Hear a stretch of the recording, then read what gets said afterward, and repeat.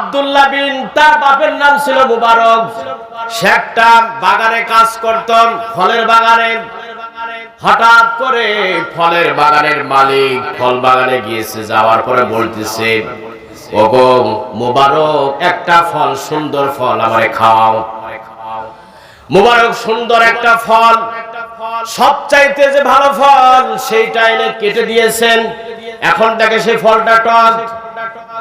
মালিক বলল, মুবারক, তুমি এতদিন বাগানে থাকো, আমার ফলের বাগানে আর একটা ফল নিয়ে, সেটা তো টক খাওয়া যাচ্ছে না, ভালো ফল নিয়ে আসো। মুবারক তার চাইতে ভালো সুন্দর দেখে একটা জাম্বুরা নিয়ে এসেছেন। আনার পরে সেটা কেটেছেন, কেটার পরে দেখে সেটা খাওয়ার পরেও টক।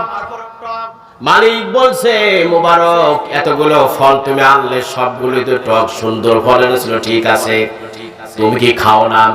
মুবারক তখন বলল, মালিক, আপনি চাকরি দিয়েছেন বাগান পাহারা দেওয়ার জন্য, ফল খাওয়ার জন্য না। যতদিন পর্যন্ত আপনার বাগানে আমি ছিলাম, ততদিন পর্যন্ত একটা ফল আমি এই পর্যন্ত খেয়ে দেখি নাই, যেহেতু আপনি বলেন নাই।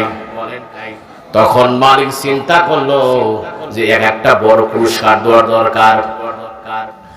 তখন মালিকের মনের মধ্যে চলে এলো যে আমার সুন্দর একটা রূপসী মেয়ে আছে, এই মেয়েটার সঙ্গে বিবাহ দেওয়া যেতে পারে। মুবারককে জিজ্ঞাসা করলো, মুবারক বলো, আমার মেয়েটা বিবাহ দেব কিরকম হলে পারে ভালো হয়?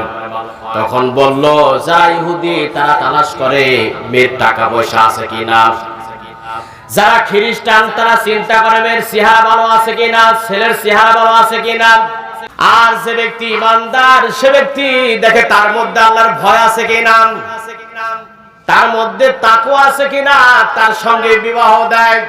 মালিক আর কথা বলল না, বাড়িতে গেল। যাওয়ার পরে স্ত্রীর সঙ্গে বলল, আমার প্রাণের স্ত্রী, আমার প্রাণের স্ত্রী, আমার মেয়েটা বিবাহ দেওয়ার জন্য উপযুক্ত পাত্র হচ্ছে মুবারক। এই মুবারকের মতো আমি কোনো ছেলে দেখি নাই।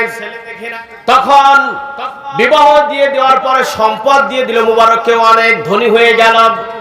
মুবারক সন্তান হয়ে গেল সবচাইতে বড় মুহাদ্দিস আব্দুল্লাহ বিন মুবারক রাহমাতুল্লাহ আলাইহি, যিনি ইমাম আবু হানিফা রাহমাতুল্লাহ আলাইহির ছাত্র ছিলেন। সরাসরি বলেন সুবহানাল্লাহ।